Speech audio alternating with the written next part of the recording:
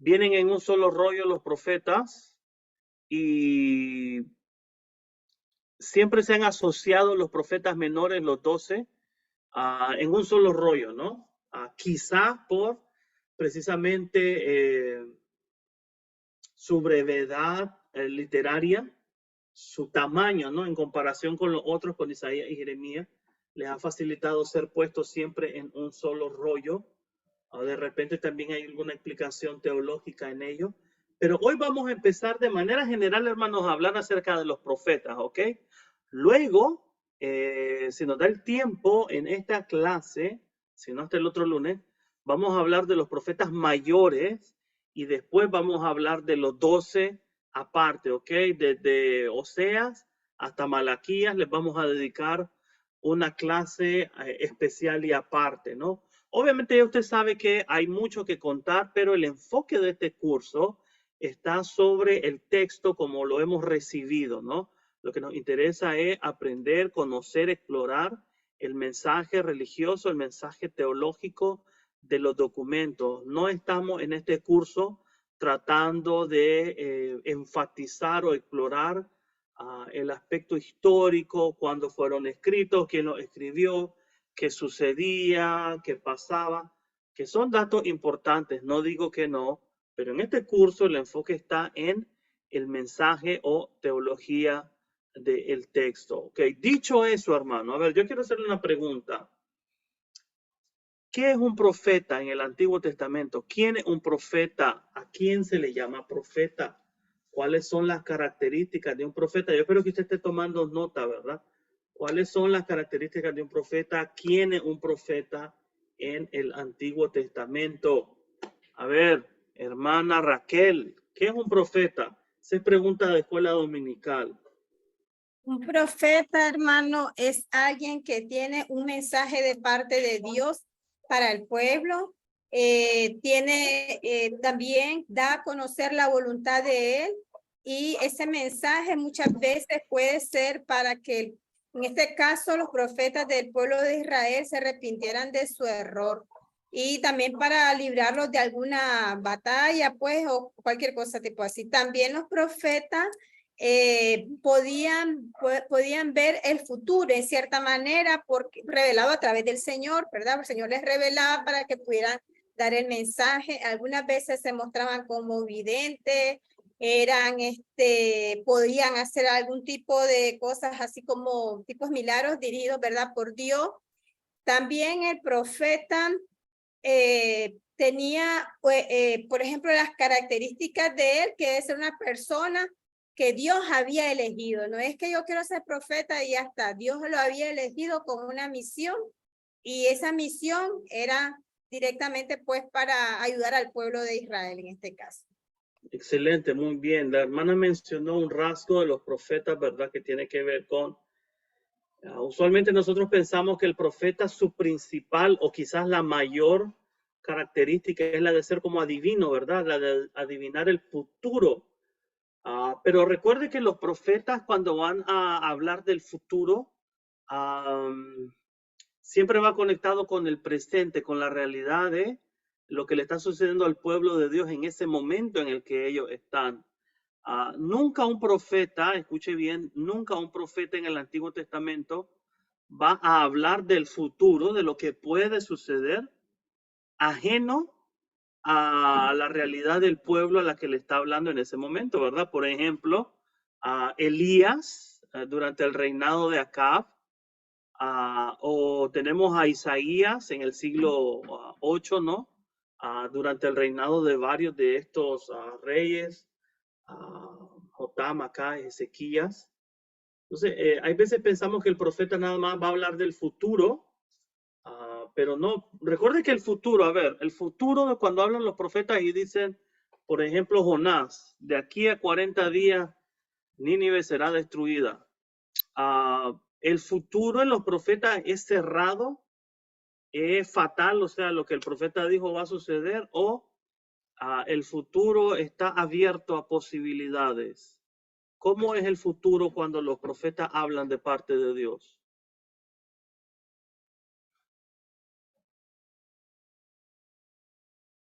¿Es cerrado? O sea, ya el profeta dijo que eso va a suceder y es lo que va a suceder. Hermano, O sí, depende de algo. No, hermano, porque a veces, por ejemplo, en el caso de Jonás, él Dios le había dicho lo que iba a suceder. Sin embargo, eso tuvo una reacción en cuanto al comportamiento del pueblo, porque el pueblo se arrepintió y no fue destruido Nínive. En cambio, hay como una condición, porque si no hubiese pasado eso, sí hubiese pasado lo que era la destrucción. Pero entonces, como que en cierta manera, hay un tipo de condicionamiento según el comportamiento del mensaje o de la dirección de lo que se había mandado en ese caso, pues no Muy necesariamente bien, tenía que ser así. excelente, hermana, excelente, ¿verdad? Siempre existe ese elemento doble en el mensaje de los profetas, ¿no? Ese, por una parte, un llamado al arrepentimiento, y por otra parte, un anuncio de salvación, si acaso llegan a arrepentirse. Entonces, cuando los profetas hablan del futuro, no están hablando de que el futuro ya está determinado, pase lo que pase, va a suceder lo que el profeta dijo, sino que siempre hay un factor que depende, la respuesta de lo que va a suceder, de la fidelidad o de lo que el pueblo vaya a hacer básicamente, ¿verdad? O sea que la profecía básicamente depende de si el pueblo se arrepiente, si el pueblo cree, si el pueblo abraza el anuncio de salvación o no. Muy bien, hermana Raquel, buen punto. ¿A quién tiene la mano levantada ahí? A ver, Leonicio, dime. Bueno, eso es como un aviso de que se va a ir el agua. Digamos, depende de la persona si rejunta agua para tener, o depende de la persona si quiere estar sin agua. Entonces, algo así es el asunto del profeta o la profecía. Ok, hermano, el problema es que hay veces dicen que el agua se va a ir, ¿verdad? Y la cortan inmediatamente, ¿verdad? No le dan chance a uno del arrepentimiento. Ahí mismo lo agarran, ¿verdad? Y si ya se fue el agua, dice, no me dio tiempo de recoger. Ya pasó uno el día sin bañarse, a lo mejor, hermano, ¿verdad? Dios no le dio chance de arrepentirse.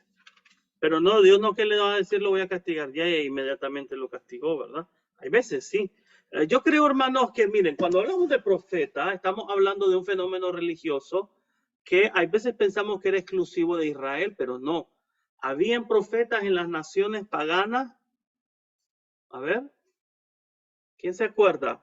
Había profetas en la corte de Faraón en Egipto cuando Moisés llegó con Aarón a decirle, bueno, dice Dios que dejes ir a mi pueblo. Y suelta a Moisés su vara, ¿verdad? Y se transforma en serpiente. Tenían lo mismo los egipcios, ¿no? Ok, ¿se acuerda de Balaam? Aquel profeta que lo contrató Balac para que le maldijera a Israel. ¿Se acuerda? Estamos hablando del número 22. Balaam no era de israelita, pero era profeta. ¿Okay? Era de uno de los pueblos vecinos, no recuerdo si era de Moab, pero no era israelita Balaam. Ok. Entonces, hay un ejemplo de fenómeno religioso. Yo quiero que recuerde que la profecía en el Antiguo Testamento no es exclusiva, no es ni siquiera originaria de Israel, sino, por ejemplo, se acuerda de, creo que es Primero de Reyes 18, los profetas de Baal, ¿no? Cuando Elías confronta a los profetas de Baal, estos no son profetas israelitas, son profetas que sirven a la esposa de Acab, a Jezabel, ¿no? Que no es, ella no es del pueblo de Dios, los profetas tampoco son del pueblo de Dios. Entonces, la profecía en el Antiguo Testamento no está limitada a Israel, sino que las naciones vecinas también tienen profetas, ¿no? Lo que es Asiria, Egipto, Libia, los filisteos, todos ellos, ¿verdad?, tienen este fenómeno religioso de profecía. Tampoco la profecía está limitada por género solamente a los hombres, ¿correcto? ¿Habían mujeres profetizas también? A ver, menciónenme algunas mujeres profetizas famosas del Antiguo Testamento. Débora. Ok, Débora, ¿verdad? En Jueces capítulo 4, muy bien, hermana. Ulma, Ah, ¿cómo es? Hulda. Ulda. Hulda, muy bien. Hulda es una mujer que se encuentra en tiempos del rey Josías. Cuando encuentran el libro de la ley, la van a consultar. Muy bien. ¿Qué me dice usted de Noadías en Nehemías capítulo 6, cuando está reconstruyendo las murallas de Jerusalén? O María, ¿no? También conocida como Miriam, hermana de Moisés en Éxodo. Entonces hay también mujeres que fungen como profeta en el Antiguo Testamento. O sea, no es que uno es profeta simplemente porque pertenece al género masculino, ¿ok? ¿Cómo era profeta uno en el Antiguo Testamento?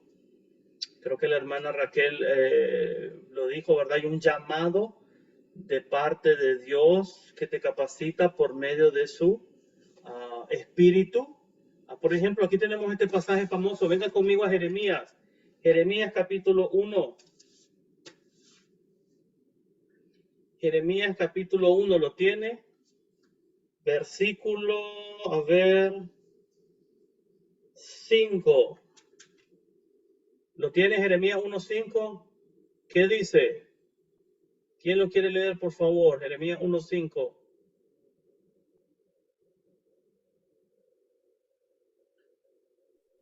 Dice, antes que yo te formara en el vientre, te conocí. Y antes que salieras de la matriz, te consagré. Y te di por profeta a las naciones. ¿Ok? Entonces, este tiene que hay un elemento de un llamado divino. Hay una elección de parte de Dios para que uno hable. De hecho, eso es lo que significa profeta, ¿no? Boca de Dios, fruto de labios, enfatiza el carácter oral de la profecía, ¿no? Y entonces aquí tiene usted Jeremías capítulo 1, versículo 5, muy famoso. ¿Para qué Dios levantaba profetas? Mira lo que le dice a Jeremías en el capítulo 1, en el verso 10. ¿Quién quiere leer 1:10 de Jeremías? Alguien que no sea la hermana Raquel, a ver otro hermano o hermana que lea Jeremías 1:10. Permiso, hermano, dice así: mira que te he puesto en este día sobre naciones y sobre reinos, para arrancar y para destruir, para arruinar y para derribar, para edificar y para plantar. Ok, muy bien. Mire la naturaleza doble, ¿no? Del ministerio del profeta en este caso. Dice para arrancar y para derribar, para destruir y demoler o para construir y plantar. Siempre son dos ideas que vienen en oposición, ¿no?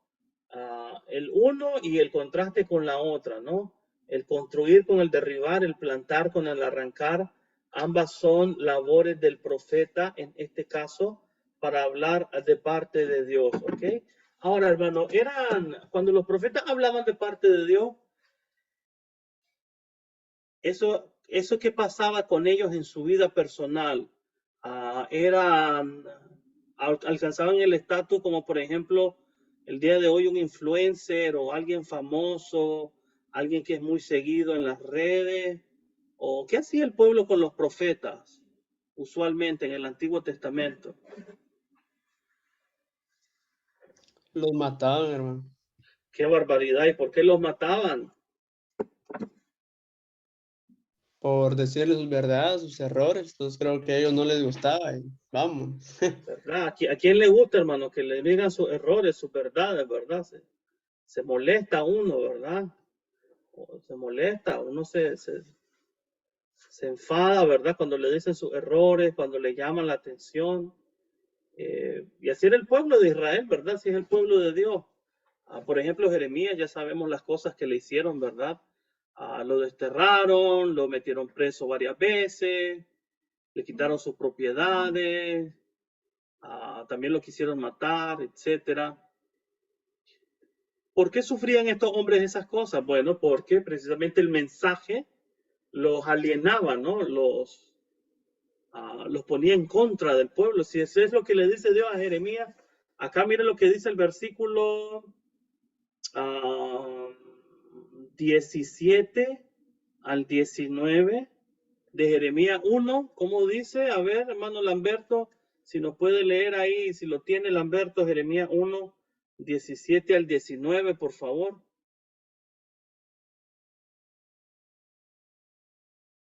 Hermano Lamberto, ¿lo quiere leer, por favor? Jeremías 1, 17 al 19. Hablando precisamente de lo que estamos conversando, ¿no?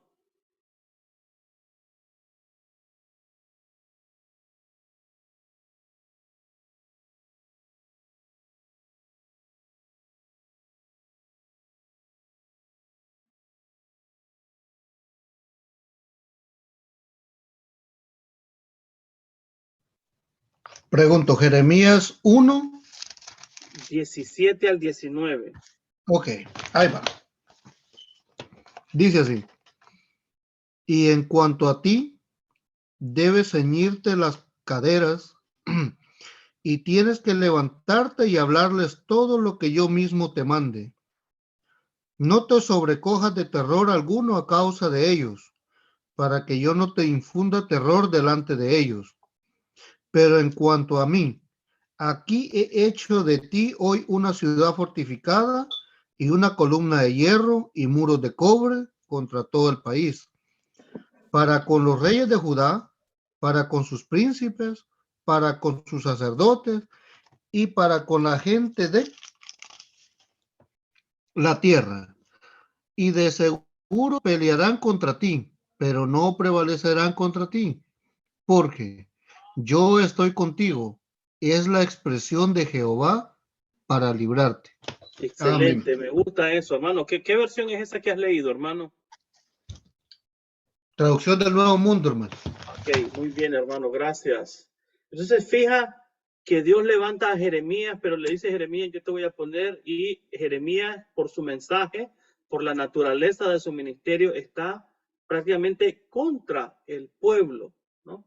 Dice, los reyes, los sacerdotes, los principales, toda la gente del país pelearán contra ti, pero no te podrán vencer. Te he puesto como muro de bronce. El problema es que van a golpearlo a Jeremías, van a lastimarlo a Jeremías, van a perseguirlo a Jeremías, va a sufrir Jeremías, no va a ser popular Jeremías, no va a ser del agrado de todos Jeremías, pero Dios está con él. Entonces hay una gran y fuerte y profunda convicción en el profeta. Miren la conciencia, ¿no? Y eso es lo que quiero que vayamos viendo del mensaje, ¿no? Del carácter del profeta. Hay un alto grado de concientización sobre el llamado que tienen de parte de Dios. Tanto así es esa conciencia de llamado divino, que aunque todo el país pelea contra él va a permanecer firme en lo que Dios le ha dado a hablar. Ciertamente, ¿verdad? Eso es envidiable porque el día de hoy, para hablar de parte de Dios se requiere obviamente que usted esté dispuesto a, la gente va a estar en contra de usted, quizás sus amigos, su familia, quizás la propia iglesia donde usted se reúne va a estar en contra de usted si usted verdaderamente tiene un llamado de parte de Dios para servirle. ¿Qué opinan de eso, hermanos? ¿Qué opinan de ese grado de concientización? La pregunta es, ¿cómo puede uno saber verdaderamente si Dios lo llamó para anunciar su mensaje? ¿Cómo puede uno saber? ¿Cómo sabe usted que Dios lo llamó para que usted predicara su palabra? A ver, hermano, a ver, alguien que no ha escuchado ahí, la hermana María. Hermana María, ¿está ahí, hermana?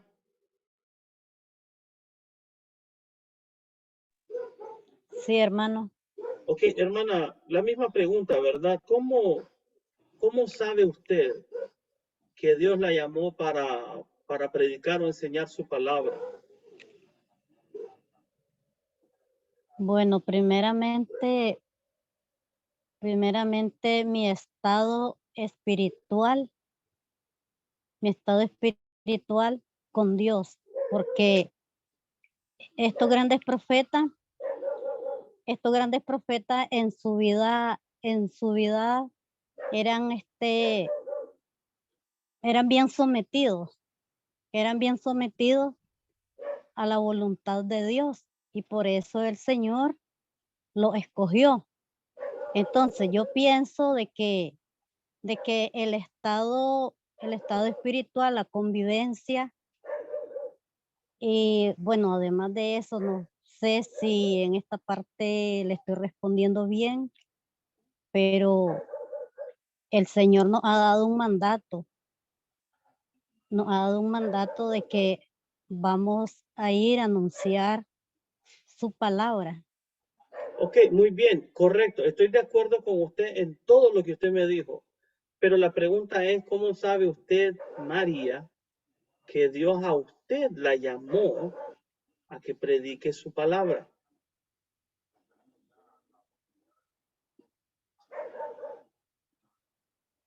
No sé explicarle, hermano. Y eso, hermana, tiene que ver con nuestro grado de concientización sobre lo que nosotros hacemos. Me explico, por ejemplo, sí, yo estoy 100% de acuerdo con usted. Hay un llamado general que Dios hace a todas las personas, ¿verdad?, a predicar su palabra. Pero dentro de ese llamado usted tiene a un, por ejemplo, ¿verdad?, por ponerle ejemplo, tiene un Pedro que hace cosas que solo Pedro puede hacer, ¿verdad? Aunque muchos son los llamados, Pedro solo puede hacer cosas que solo Pedro puede hacer. Pablo, aunque muchos son llamados, Pablo hace cosas que solamente Pablo puede hacer, no las puede hacer Pedro. ¿Okay? Tanto así que Pablo llega a llamarse a sí mismo apóstol a los gentiles. Entonces, por ahí va el punto, hermano, ¿verdad? Aunque muchos se han levantado a hablar de parte de Dios, la pregunta tiene que ver con cómo sabe usted que Dios a usted lo llamó, no a los demás, no de forma general, sino a usted personalmente, a predicar su palabra. Ok, le voy a dar la palabra a, gracias hermana María, a Lamberto y luego a Leonicio.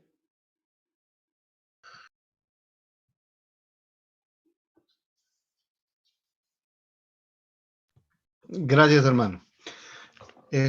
Sí, el problema es que el asunto, no es que sea problema, el asunto aquí es que el Señor, pues, como todos sabemos, cada uno de nosotros tiene una gracia o un don, como decimos nosotros. Entonces, aquí la idea, siempre he dicho que, bueno, el Señor habla de cambiar, pero yo siempre digo perfeccionar. Cada uno trae un carácter, cada uno trae una mente más abierta que la otra, consume más rápido que la otra, y eso que nosotros tenemos, pues Dios lo perfecciona para el beneficio no de Dios, sino en sí de los perdidos, creación de Dios, porque ahí es donde nosotros nos convertimos en una parte de Él, cuando ponemos a disposición de Dios lo que Él nos da. Entonces Él escoge, bueno, ¿sabes qué, Elías? Tú te vas a ir para el Canadá. No, pero yo no sé francés, no te preocupes, pero tienes la capacidad para aprender, vete para allá. ¿Y cómo sé yo que Él me está mandando? Se siente en el alma, se siente en el corazón. Dice uno, por lo menos yo estoy acá con ustedes, pero mi corazón desea regresar a mi aldea, poderme presentar delante de ellos y poder expresar y dar lo mejor de mí que hoy estoy aprendiendo. Entonces yo siento que yo debo de estar allá, aunque esté hoy acá aprendiendo. Llevo un proceso, pero Dios en algún día me va a poner allá. ¿Por qué? Yo siento que Él me lo está pidiendo y algún día voy a viajar para allá. ¿Por qué? Porque tal vez aquí hay personas con dones más eficientes que yo, más capaces que yo, cierto, pero Él me va a mandar donde me necesitan y siento que allá me pueden necesitar, porque aquí hay un montón mejores que yo, que me han enseñado lo que yo voy a llevar para allá, con una humildad diferente conforme Dios me la dio. He ahí por qué cada uno de los profetas también pudo expresar la palabra de Dios conforme Dios se la dio en el tiempo que se lo dio. A uno se lo dio a un tiempo futuro, pero no es que tal vez lo hayan visto. Ellos tuvieron cierto éxtasis de revelación, claro que sí. Y vieron ciertas cosas, claro que sí. Y las escribieron en su idioma de su tiempo, también es cierto, para un futuro. Pero desconocían directamente de lo que estaban hablando, porque no podían reconocer tal vez imágenes de lo que estaban viendo. Mientras que otros de los profetas sí conocían de lo que estaban viendo porque su tiempo era más corto de futuro, ¿verdad? Ya miraban caballos, ahora tal vez alguno vio aviones, tal vez alguno qué sé yo. Dios sabrá lo que les reveló a los que no entendían si era para su tiempo o fuera de su tiempo. Muy bien, hermano. Excelente, gracias. Me gusta algo que has mencionado, ¿verdad? Y es básicamente, pues, una dependencia de la concientización del llamado. Ahora, fíjese bien, quiero hacer esta aclaración por si no la he hecho antes de darle la palabra a Leonicio. El rol, el ministerio del profeta, ¿no? Estamos hablando de la persona del profeta. ¿Depende de lo que él hace, de sus dones, o depende de lo que Dios hace? ¿Qué lo hace a uno ser un profeta? ¿Los dones y las capacidades que yo tengo o lo que Dios hace conmigo? Tiene que ser el Espíritu de Dios. Eso es lo que capacita a uno como profeta, hermano. No lo olvide. No son las habilidades que yo tenga, no es el conocimiento que yo tenga, sino el uso que el Espíritu de Dios, la capacitación que el Espíritu de Dios le va a dar a cada uno. Así es, por ejemplo, que tenemos a un Isaías, que es un hombre muy preparado en la corte de los reyes en Jerusalén, o sea, es un hombre que está en una buena posición. Y allá tenemos a un recolector de higos, ¿verdad?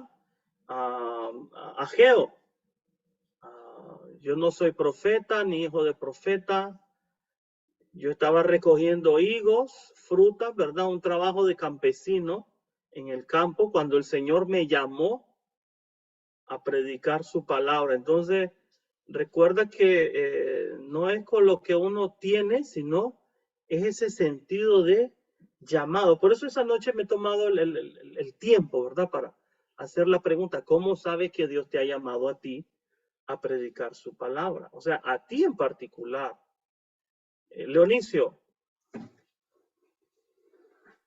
Ok, hermano, bueno, yo entiendo, ¿verdad?, de que el llamado de Dios a nosotros como para que prediquemos su palabra, tal vez es bastante parecido, digamos, a lo del profeta, pero es un poquito diferente, ¿verdad? Pero sí, digamos, es algo, hermano, que uno siente, porque yo por lo menos, hermano, cuando llegué a convertirme, ¿verdad?, en cristiano, en la iglesia del Señor, yo desde que empecé, yo sentí que yo debía de dedicar mi vida a predicar al Señor, no solo como un miembro de la iglesia, sino algo más. Y de hecho, digamos, lo he hecho. Tengo ya, voy a decir que tengo como 20 y algo de años, unos 23, 24 años, de dedicarme a eso. E incluso, digamos, ni siquiera había ido a un instituto y yo andaba evangelizando y yo me paraba en el púlpito, a predicar y me he parado al frente de grupos a enseñar. Y el Señor me ha guiado, digamos, hasta tal punto de que el Espíritu de Dios, ¿verdad?, ha logrado redarguir o convencer a muchas personas del pecado y para que se conviertan al Señor por medio, digamos, muy bien. Eso es muy importante, hermano, ¿verdad? Hay dos cosas que mencionaste. Número uno, el sentir, y número dos, la confirmación de ese sentir por medio de otros, ¿no? Obviamente, por ejemplo, Jeremías, después de que sufre tanto, ¿no? Él llega a decir al Señor, yo quise callar, guardé, ya no quise predicar más tu palabra, pero yo sentía un fuego, ¿verdad? Dice Jeremías, un fuego en los huesos que me hacía proclamar tu palabra, ¿verdad? Y la confirmación, obviamente, de que otros, por ejemplo, ¿verdad?, van a decir, ves, sí, es cierto, el hermano Leonicio tiene el don de predicar la palabra, de enseñar la palabra, etcétera. Entonces, también hay esa confirmación, hay veces de parte de otros por esos dones, sobre todo ese de profetizar, ¿no? Como Ok, dice, Julio iba a decir algo más. el Vamos a respaldo. terminar. Dime. Sí, hermano.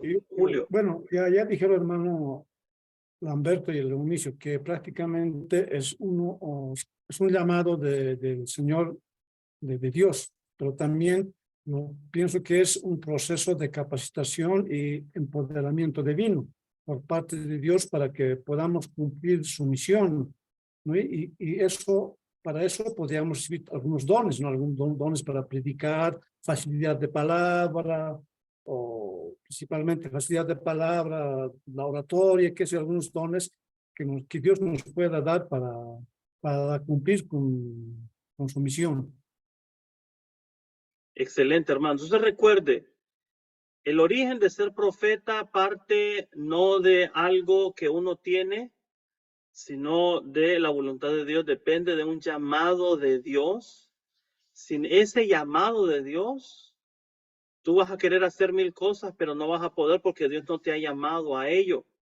Puedes tener todos los dones del mundo, pero si Dios no te ha llamado a ello, no importa, no lo vas a hacer. Y puede que no tengas ningún don, pero si Dios te ha llamado, Él mismo te va a capacitar y te va a firmar para que su propósito en ti sea cumplido. ¿Por qué? Porque Él te llamó y si Él te llamó, Él hará lo que dijo que iba a hacer. Hermana Raquel, me parece que usted levantó la mano. Ok, la última participación de la Sí. noche con la hermana Raquel.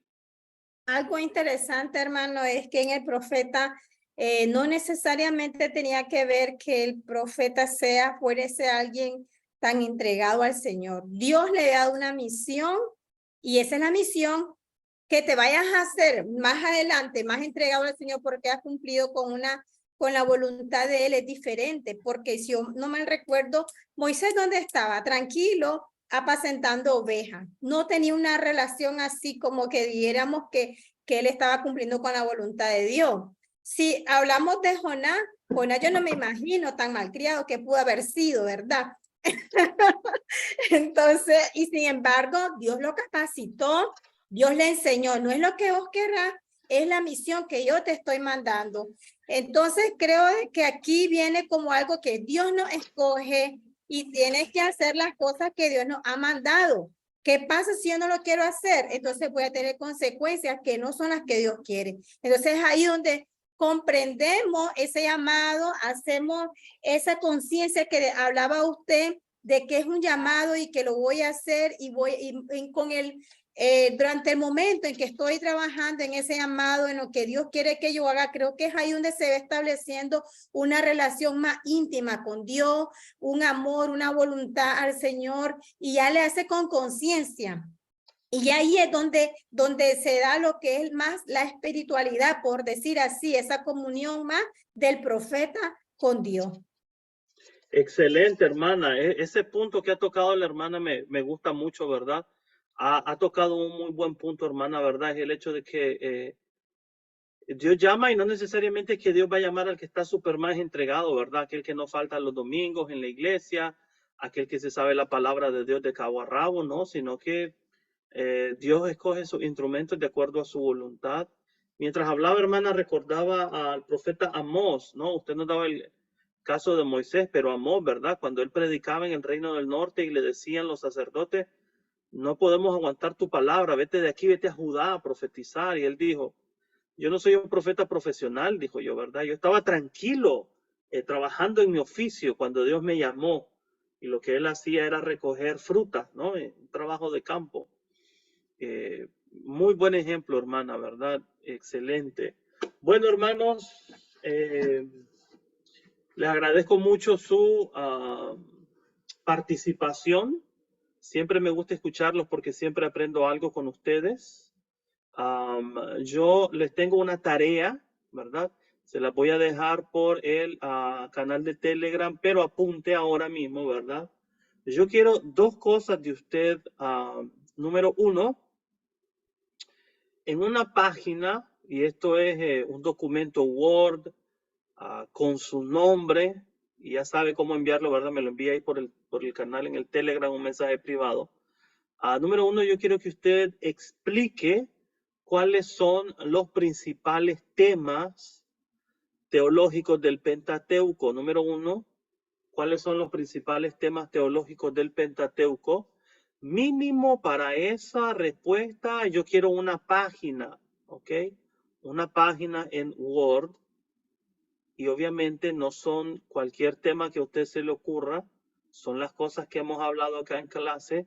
Revise su apunte, revise las grabaciones que el hermano, no sé si el hermano Fernando las está poniendo en el canal, ¿verdad? Y número 2, también en un documento Word con su nombre, mínimo una página, ok, mínimo una página, no quiero 2 párrafos, no quiero 3 párrafos, quiero una página mínimo de Word para responder a cuáles son los principales temas teológicos de los libros históricos, ¿no? Que vimos eso de la historia deuteronomista, desde Deuteronomio hasta Segundo de Reyes, cuáles son los principales temas teológicos.